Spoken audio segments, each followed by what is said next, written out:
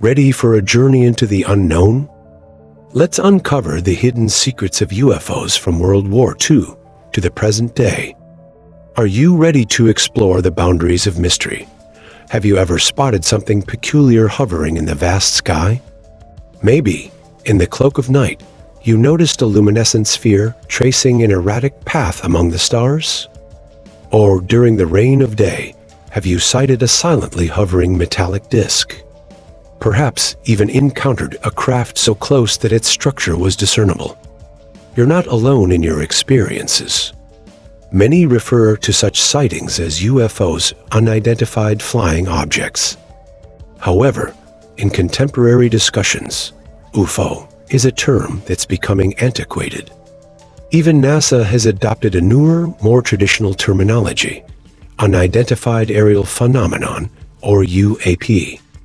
You might find variations where A stands for anomalous instead of aerial, indicating the terminology is still in flux. For the purposes of this video, let's stick to UFO. Let's rewind to the 1940s when American Air Force pilots began reporting something bizarre, a craft that outpaced all known aircraft. And here's where things take a surreal turn. These pilots were convinced that what they witnessed was piloted by none other than a gorilla. Yes, a gorilla. Their accounts were met with scorn by the Air Force, but the sightings persisted. It wasn't until years later that the bizarre truth came to light. What they saw were the maiden flights of jet planes, piloted by the prankster Jack Williams, who, for his own amusement, donned a gorilla costume for the tests. This anecdote may have little directly to do with UFOs, but it's simply too delightful not to share. The subject of UFOs is immensely loaded with opinions and varied theories. Some firmly believe in their extraterrestrial origins, others advocate for more earthly explanations. Let the journey into this enigmatic realm begin. What truth lies beneath the UFO enigma? Public investigative bodies from the recent NASA Independent Committee to the iconic mid-20th century Blue Book Project have teased out some common threads in their investigations. Firstly, we understand that most UFO sightings can be attributed to natural phenomena. This is an undeniable reality, acknowledged even by those who dedicate their lives to studying UFOs from an extraterrestrial perspective. Secondly, a small yet significant portion of these reports presents us with genuine puzzle situations that challenge our current understanding of the world. These are the true unidentified flying objects, remarkable sightings corroborated by credible witnesses.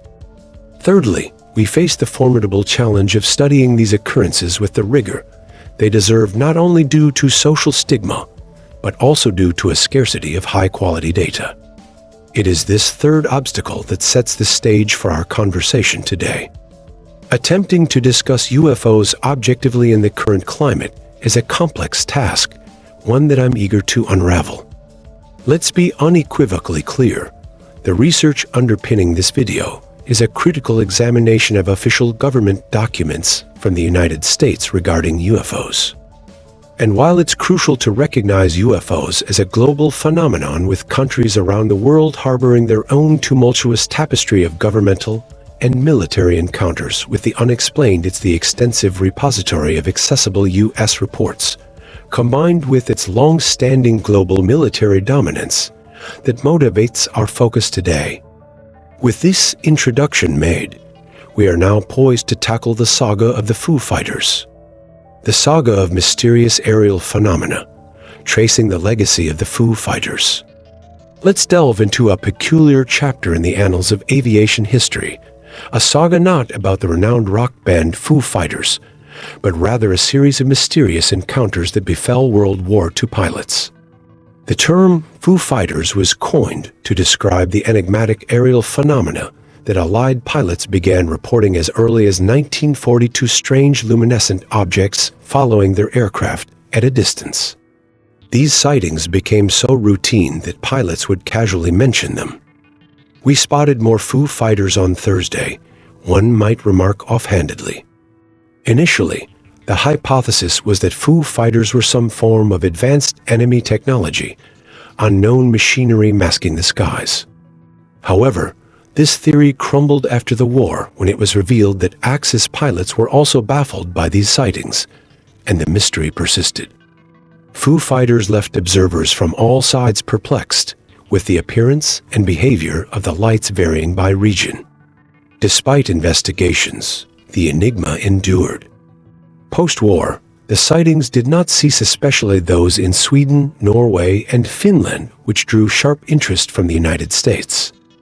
Situated near the Soviet Union, these phenomena became a point of concern as the Cold War began to simmer. Fear in the U.S. was not about communist aliens. That idea would come later. Instead, the concern was that these unidentified flying objects, UFOs, could be secret Soviet technology. While evidence remained elusive, the threat of secret Soviet aerial advancements propelled U.S. military and intelligence agencies into serious UFO investigations. A notable fact here: the major U.S. intelligence agencies of the time were nascent and uncoordinated, far from their current incarnations. Intelligence efforts were often marked by duplications, communication failures, and mutual mistrust both among and within the Air Force, CIA, and Pentagon when it came to UFOs. In 1947, a landmark year marked both by the first description of a UFO as a flying saucer and the controversial Roswell incident, the Air Force publicly maintained a facade of control, reassuring the public about its ongoing investigations. However, internally, opinions were deeply divided on the nature of UFOs. They ranged from theories of unknown atmospheric phenomena to foreign technological advancements, and even the possibility of ultra-secret American projects. Additionally, some within military circles floated the idea of mass hallucination, especially when dismissing civilian reports of UFOs. But to doubt the trained observations of their pilots would be akin to questioning their integrity. In the end, the only consensus in 1947 was that the UFO phenomenon warranted further investigation. The answers, it seemed, were still out there. Project Sign. The Dawn of UFO Investigation, 1948. In the year 1948, the stage was set for a centralized investigation of the enigmatic phenomenon of unidentified flying objects, UFOs, with the inception of Project Sign. The creation of this project was driven, in part, by the tragic death of an American pilot, the first fatality attributed to UFOs. This pilot perished while relentlessly pursuing what he believed to be a UFO, an object that, ironically, was likely nothing more than a clandestine government experiment known as the Skyhook balloon. The loss highlighted a critical deficiency within the American intelligence apparatus: a lack of cohesion. Had there been effective interagency communication, such an incident could have been avoided. Further illustrating this disconnect, details of another secret balloon project intended for espionage against the Soviets leaked into the mainstream, being published in a popular magazine as a potential explanation for UFO sightings, information even operatives within Project Sign were unaware of. Despite these systemic obstacles, Project Sign pressed forward, eventually arriving at several authoritative conclusions about the UFO phenomenon. Its findings were unequivocal. Certain UFOs were real, constituting a genuine enigma that challenged simple dismissal as hallucination or misidentification by credentialed observers. By the end of 1948, Project Sign entertained an innovative hypothesis. Could these UFOs actually be vehicles of extraterrestrial origin? The mere contemplation of such a notion marked the cradle of the alien hypothesis and had an electrifying effect. This conjecture became entrenched in the public consciousness with indelible permanence. The Pentagon, in turn, reacted to this dramatic proposal with a missive that subtly discredited the extraterrestrial theory, emphasizing the unresolved nature of the origins of UFOs. The final intelligence report from the Air Force in 1948 acknowledged only two possibilities. These were either new, secret aircraft projects, American or possibly Soviet. However, behind the scenes, Project Sign remained open-minded, categorically refusing to dismiss any plausible theory a priori, including the possibility of alien craft. Their intellectual curiosity marked the beginning of humanity's ongoing quest to unravel the mysteries that extend beyond our earthly confines. Project Sign was discontinued and replaced by Project Grudge, due to the insistence on the UFO issue. Sign's final report, kept secret in early 1949, did not entertain the alien hypothesis. Grudge, Sign's successor, adopted a hostile stance towards new UFO hypotheses, particularly the alien hypothesis. It focused on finding natural explanations for UFO reports, culminating in the freezing of public reports in 1950. Subsequently, Project Blue Book resumed the reports, maintaining the approach of seeking natural explanations and avoiding labeling observations as genuine UFOs. The controversy surrounding UFOs reached its apex, with 5 divergent opinions advocated by different military and civilian groups. While some believed that all UFOs could be identified with enough information, others considered UFOs to represent an unknown but non-threatening phenomenon. There were also disagreements about the most likely origin of UFOs, with Soviet and domestic theories being more popular than the alien hypothesis, the latter being less accepted by the public. Internally, less publicized studies were conducted to investigate the UFO issue, despite public efforts diminishing its importance. Several study groups were formed to explore different aspects, such as the possible Soviet origin of UFOs in Europe and other related issues. The dissonance of opinions and the multiplicity of efforts demonstrate the complexity and interest involved in studying UFOs at that time. The 1952 Washington D.C. UFO wave. In 1952, a storm of inexplicable aerial phenomena challenged the cohesion of American intelligence. It was a year marked by an extraordinary peak in UFO sightings, leading to a seminal event that prompted President Truman to commission the CIA to examine UFOs through the lens of national security, the 1952 Washington, D.C. UFO wave. For 15 days, the skies above the American capital became an enigma as radar facilities tracked unexplained objects displaying unconventional behavior. Simultaneously, there were multiple visual confirmations of unidentified luminous phenomena, strange bright orbs, and fiery trails that corroborated radar data, casting doubt on the public dismissal by the U.S. Air Force of the significance of UFOs. Adding to public discomfort were murmurs spreading across the nation, prompting the need for an official response to address the UFO enigma. Behind the scenes, a more sinister theory emerged, unsettling the intelligence community: the contemplation that UFOs could be the vanguard of psychological warfare by the Soviets, crafted to erode American confidence in its defenses and governance. At the core of this theory lay a shrewd observation. While global news feeds were teeming with UFO reports in 1952, the Soviet press remained conspicuously silent, suggesting state censorship and, by extension, possible complicity in these manifestations. Was this a strategic move by the USSR to instill fear and social instability while shielding its own population from similar unrest? In the subsequent years, the psychological warfare hypothesis lost momentum as UFOs continued to be a worldwide enigma, manifesting even within the Soviet Union without discernible cause.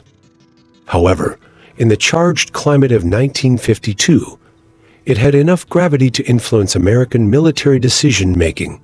Post-1952, the focus of U.S. intelligence on UFOs shifted, not towards elucidation, but towards public pacification, guarding against potential psychological assault. Unraveling the UFO enigma receded as a secondary goal for the Air Force, overshadowed by the need to allay public concern. General Samford's press briefings epitomized this approach, as he downplayed the gravity of the events and ridiculed inquisitive reporters. This combination of dismissal and ridicule proved effective, cultivating a stigma around the UFO issue. By the late 1950s, the seriousness of UFOs was met with disdain. However, beyond public outreach, President Truman's directive to the CIA was unequivocal: take UFOs seriously. This division highlighted a striking contrast between the presentation of UFOs to the public and the internal deliberations within the intelligence community. The twin intelligences. Power corridors within the CIA branched out into two distinct research factions. The first, more visible, under the guidance of Ray Gordon, relied on data collected by the US Air Force, ultimately echoing the public narrative that UFO sightings were inconsequential anomalies. The second faction, led by the agency's deputy director, Marshall Shadwell, operated in the shadows. Rumors and evidence suggest that incidents of intriguing UFO substance were not forwarded to Gordon's team, but to Shadwell's clandestine collective. The precise scope of Shadwell's operations remains shrouded in opacity. However, in his initial September 1952 report on UFOs, which followed the Washington Flap incident, Shadwell presented a perspective, tacitly acknowledging the USAF's dismissal of UFOs as a non-issue. He portrayed this stance as rooted in good faith, but hampered by investigative inadequacy. For Shadwell, the Air Force's premature conclusions meant not so much a conspiracy, but rather a lack of thorough military intelligence. In the report, he noted that the UFO phenomenon seemed to be a global enigma, with a non-trivial portion of incidents defying even the most rigorous scrutiny. The field, fraught with stigma and preconceived biases, was, according to Shadwell, worthy of rigorous and impartial research. Despite the incisive nature of these claims, it seemed that proposals for deeper investigation were largely ignored. The grim economic calculus of the Cold War era deemed every penny spent on UFOs as a penny withheld from preparations for a potential nuclear standoff with the Soviet Union. The origin story of UFOs, therefore, is woven with threads of controversy, dividing American intelligence at its core. The crux of the matter lies in the glaring contrast between the trivialization of UFOs in public discourse and their internal consideration as phenomena worthy of scientific pursuit. I confess, delving into this dichotomy cannot help but stir conspiratorial curiosity. Perhaps there exists, shrouded in utmost secrecy, a project that unearthed much more than what has been shared with the public. So let's venture into the realm of conspiracy, pondering whether the secrets kept about UFOs are intertwined with clandestine military operations, extraterrestrial origins, or something entirely unforeseen. Conspiracies surrounding UFOs. The plots of UFO conspiracies stretch across countless decades, shrouded in the same veil of mystery they were in 1953. The subject remains laden with social stigma, skirting the edges of private investigation and periodically capturing public fascination, only to be suffocated by vague dismissals from the government or military. Discourse on unidentified flying objects often faces public ridicule, being banished to the fringes of serious consideration. And so, the seeds of conspiracy theories are sown. The most trodden hypothesis suggests that these UFOs are a series of astronomical phenomena still escaping our understanding, capable of confounding both radars and man. However, if this is the extent of the mystery, the question arises, why then have UFOs become sanctioned as taboo topics? The narrative harks back to the 1950s when American military communication strategies labeled UFOs as clandestine Soviet psychological warfare, sealing the subject in a vault of secrecy that has yet to be unlocked with genuine intention and investigation. But look beneath the surface, and you'll find accounts of select intelligence factions groups led by individuals like Poisson and Shadwell delving deeper into the enigma, regardless of public eyes. It is whispered that the American military may have kept a furtive linkage with private UFO investigation groups during the 1950s and 60s, but any truths unearthed never saw the light of day. Here, I lend my voice to the whispers of conspiracy, for in the socio-cultural fabric of the UFO phenomenon, conspiracies are deeply woven into the plot. If secrets indeed exist within this narrative, they are guarded with impenetrable skill. Only fragmented reports exist, with inconsistencies and unverifiable claims muddying the waters and occasionally blatant lies being easily debunked, such as the notorious American alien autopsies. However, if such clandestine knowledge exists, it is held by a select few. Consider World War I's Bletchley Park an ultra-secret hub of activity, yet a truth guarded by 2,000 souls inevitably leaked to the press and foreign spies. If there is a deep secret about UFOs, it is kept by a handful, certainly not by expansive agencies like NASA or high-ranking public officials. As the Manhattan Project illustrated, scientists are not vaults for secrets. Keeping a secret is keeping a small circle. The United States possesses mechanisms for ultra-secret initiatives shielded from high-level scrutiny. These are the so-called special access programs, some of which the president himself may be unaware of. Indeed, there has been considerable debate about shadowy projects consuming budgets beneath the shadows of accountability. I make no claims to know whether the U.S. government harbors evidence of extraterrestrial visitors. However, the infrastructure for hiding deep secrets certainly exists, echoed by Richard Doe's stories of disseminating UFO and alien legends to disguise clandestine aeronautical technology tests. Ironically, a narrative inverse to the common conspiracy. These accounts are not grounds for conclusions. They are merely threads in a complex fabric, which other nations also enigmatically weave. Notably, individuals like political consultant John Podesta, who served under various presidents and advocated for transparency about UFOs, suggest there may be more than meets the eye.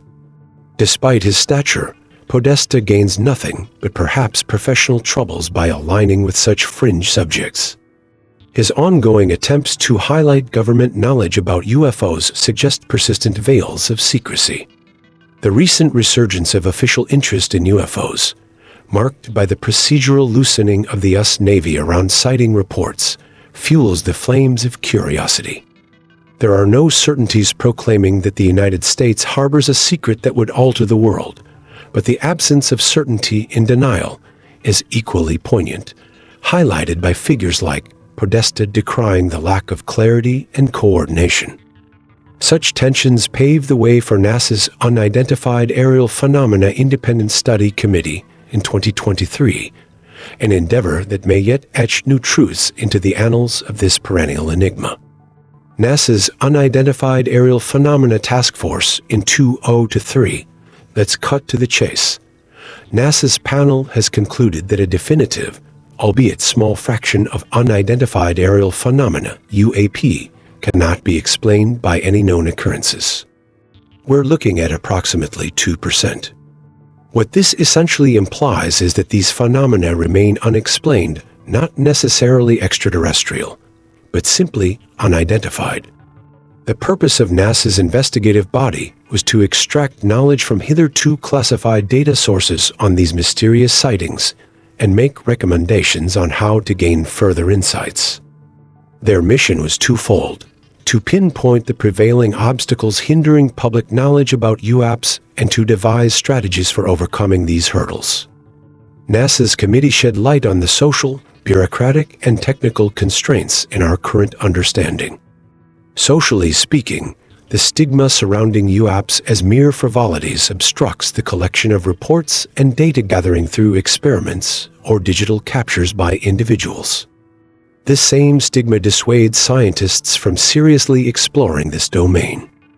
Recalling the circumstances of the 1960s, when an astronomical consultant for Project Blue Book conducted a poll among astronomers who briefly contemplated UAPs but shied away from public discourse due to fear of ridicule. Scientists apprehensive about probing the unknown due to stigma is a profound contradiction to the principles of empirical investigation.